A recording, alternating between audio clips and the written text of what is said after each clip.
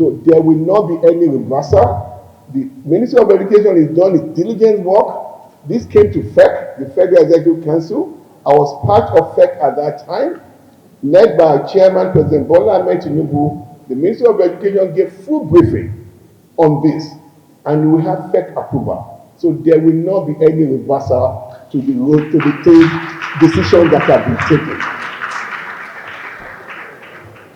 I'll take the first 4 questions and then we'll move on to the next set.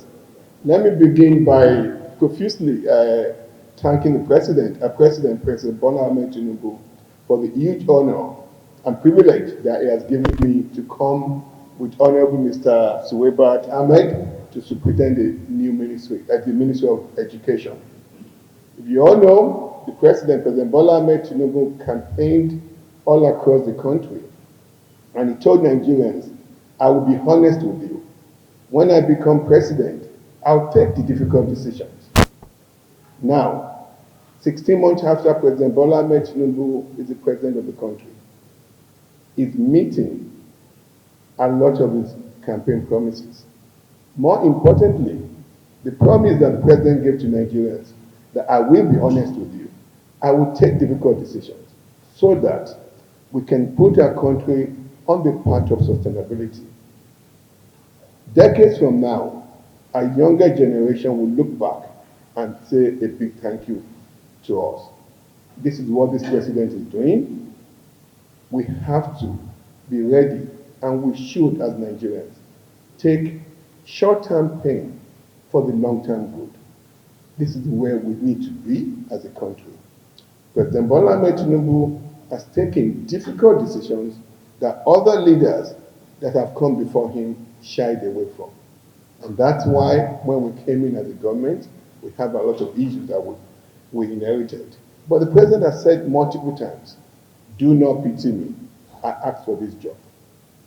The president today, we're all grateful to him for taking this difficult and right decision for the sustainability of our country.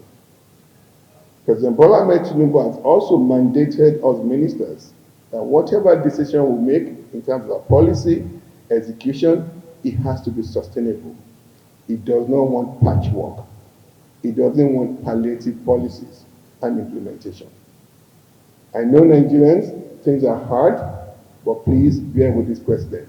We're beginning to see the fruit of these difficult decisions that our president has taken. Our macroeconomic indicators are better. We're more respected internationally, and the president is focusing our country into the future, where we will have the biggest economy in Africa and one of the biggest economies in the world. And in so doing, that is why the president decided to send me and Honorable Minister of State, Dr. Suwaibat Ahmed, to the Ministry of Education to push forward his renewed open, transformative agenda in the education system, in our education sector. It's a challenge, difficult one, but it's a huge privilege to be asked by the president to take on this difficult work. And we're all ready for it. We will work collaboratively with every one of you, with every Nigerian, to move our education system forward. Now, I'll go to the second question. How do we develop the education system? Now, we have to be honest with ourselves. We need to realign our education to the needs of Nigeria, the needs of our 21st century. We're churning out a lot of unemployable graduates in our country. We have a unique country, very unique, that we need to turn into advantage. A country of 220 million people with a unique demographic of 70% below the age of 30 years. We're uniquely placed to be the biggest creator of workforce for Nigeria and for the world. We will be realigning our education system to meet the needs of Nigeria. How do we do this?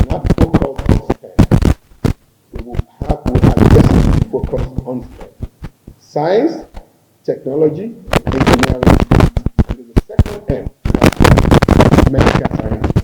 Today, we get with lack of manpower to service the hospital, we will focus and redirect our efforts on STEM. We will work with our universities, we will work with our polytechnics to do that. And I'm asking every one of you here, I'll be meeting with our Vice Chancellor and our Rector. From now on, we will drive our agenda focusing heavily on STEM, science, technology, engineering, mathematics, and medicine. I told you, we have a unique population. Young people, young Nigerians that are eager, ready to go to school, very innately intelligent young men and women. We need to provide opportunities for them. What do we do again by providing this opportunity? The second part of what we're going to be doing to realign our education system is we will focus heavily on technical, vocational education and training.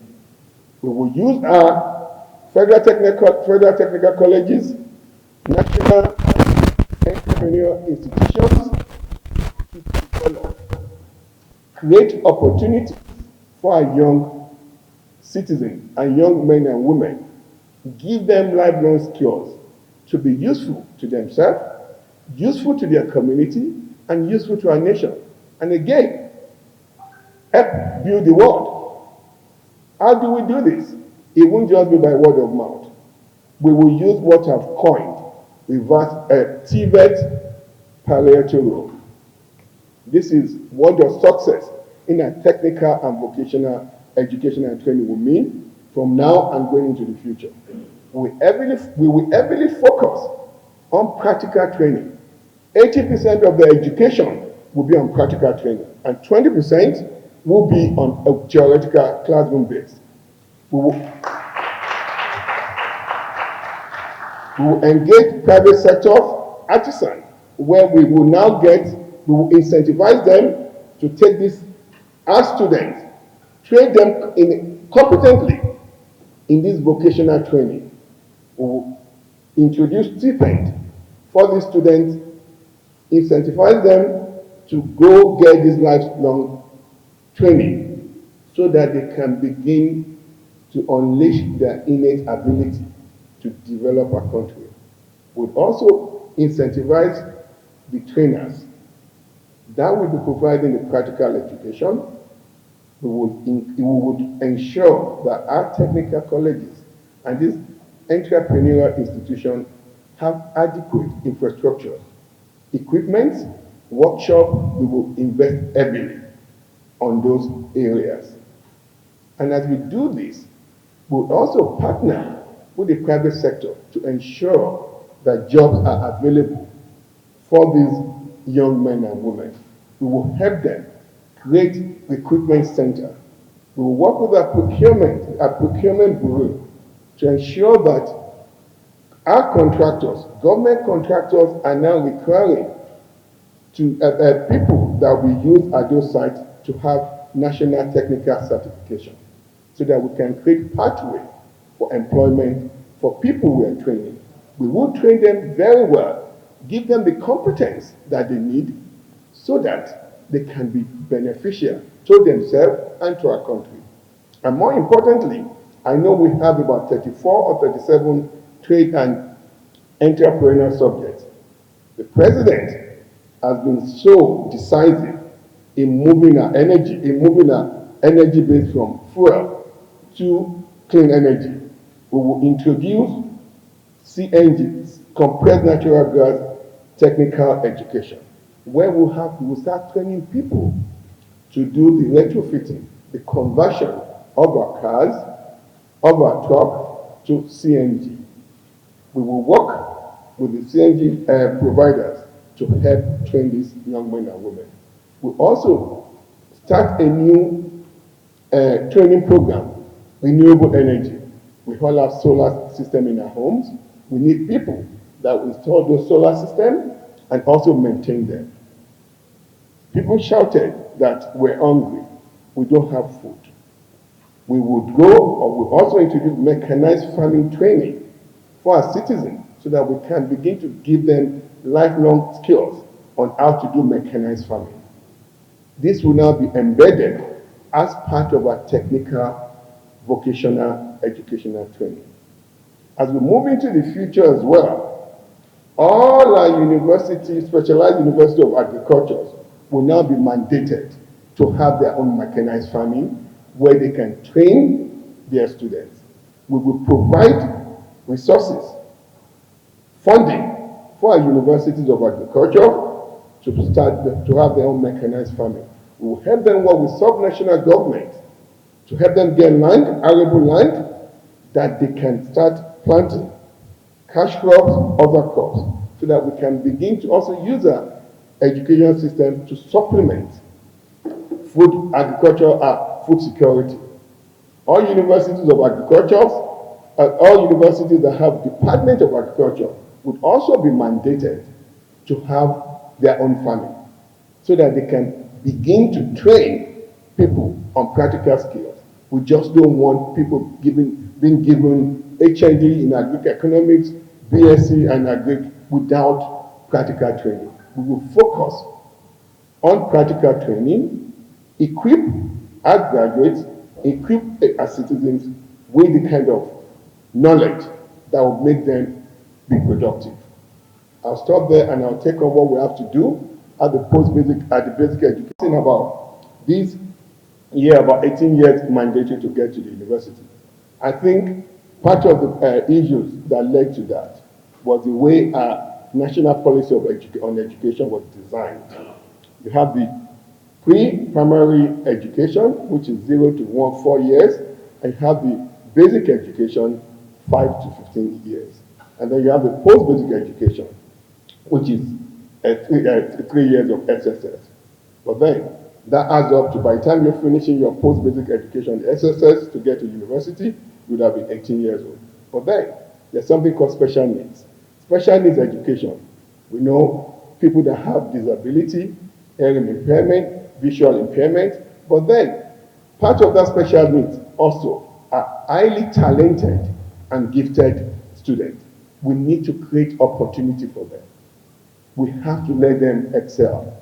These will be the geniuses in our society. They are the ones that will go and be the innovator of what we need. They are the ones that are genetically endowed to move. They're not part of our general society. So we will not be going forward with the 18 years. We will go back to what we had before, 16 years. We will work with JAM and our university to ensure that people that are matriculating into our universities will be around 16 years. There will be exemption for gifted children who can have an earlier part.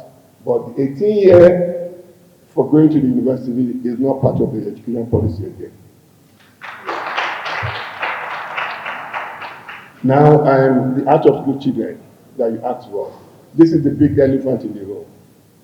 We, in Nigeria today, we have the unenviable position of having the highest number of out-of-school children in the world. Almost 19 to 20 million children, depending on the data that you look at. This is not good for the sustainability of our country.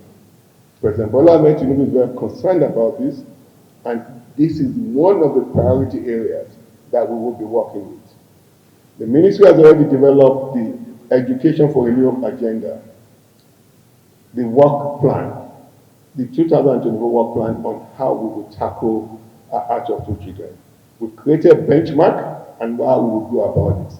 But what we're going to do as well, we will create incentive to really drive down our out-of-school children. And some of the incentives that we're going to create, we will work with the Ministry of Humanitarian Affairs. We'll also look for our own budget to give conditional cash transfer to mothers to send their kids to school.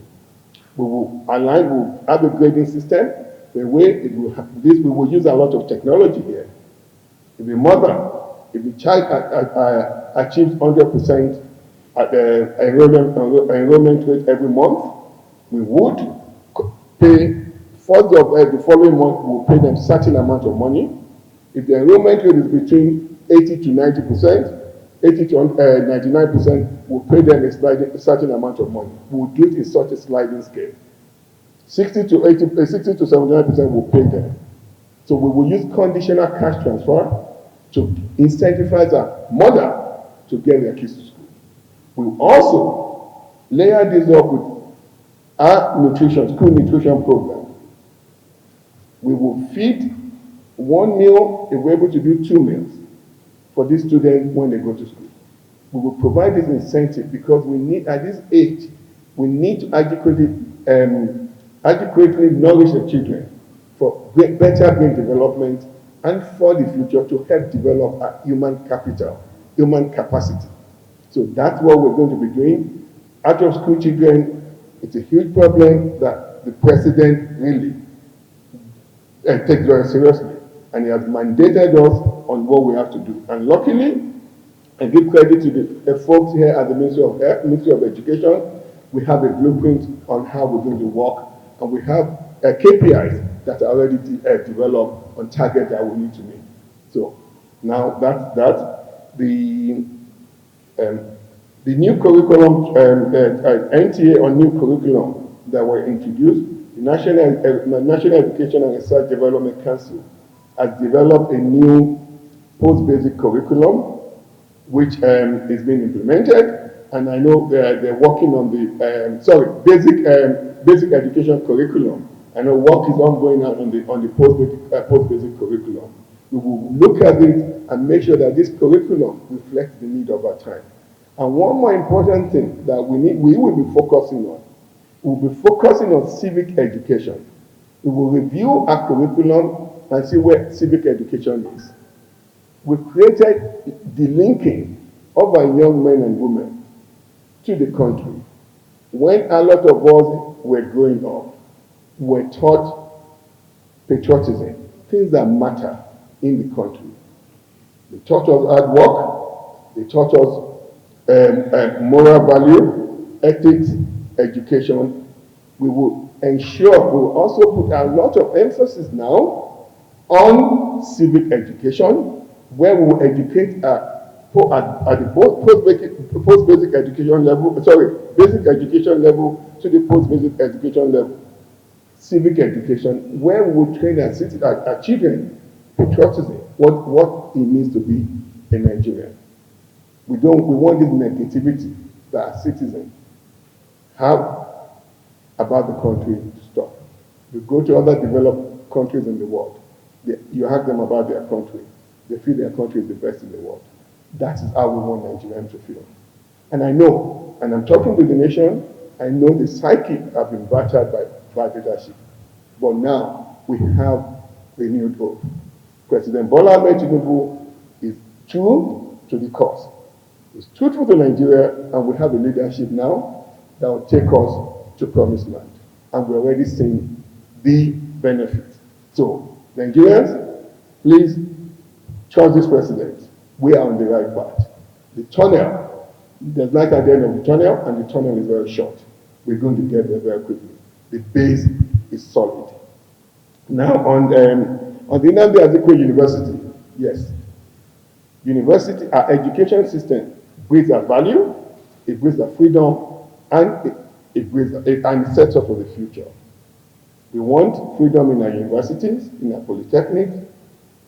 That's where freedom is being. Those are centers of that nourish freedom. When a democratic government, and this president is very democratic, university councils are created, but they are created to follow rules. There are set rules that have been created. Nobody will be allowed to make its own rule. The government, the rule of the law is bigger than every one of us. What is happening in Nnamdi Azikiwe University will be reversed based on the consistency of our law. I can promise you that. Nobody, no council chairman is above the law, and we will not allow that to happen. Universities are center where we push for freedom. University councils are meant to work closely with the Senate of the university, but there are rules that are already established by the National University Commission. No chairman of any council will make his rule. Any anomaly that has happened, we will study it. Any anomaly that has happened will be reversed. The will of the country is bigger than anybody. So, thank you. I'll take the next set of questions. Excellent question. Let me reassure Nigerians. We have a credible president, President Bola Ahmed Tinubu. When he makes his promises, he fulfills those promises. We're seeing that now. ASU, NASU, SANU, COHESU, and other trade unions. I know you've had promises given by previous governments, and those promises were not met. Yeah, it's natural for you to be distrustful of the government. But I can assure you today, we have a government led by our president, President Bola Ahmed Tinubu, GCFR, that will make all this commitment. The commitment that this government has made to you, we will meet those commitments. I know your psyche is battered, but please give us as a government the benefit of the doubt. My door and the Minister of State of Education door will be open. We would work with you based on mutual trust and respect. We will create a new environment. We want to put a permanent stop to our kids being at home when they should be educated. We'll have a very good working relation with ASU. And let me also tell you how we're going to improve that.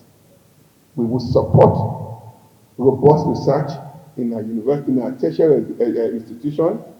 We're working on finalizing a FEC bill on National Research Development Fund that will unleash to our federal tertiary institution to have research funding. We'll also create opportunities for honorarium royalties for our lecturers at the universities, polytechnics, and monotechnics, and colleges of education to benefit from consultancy work.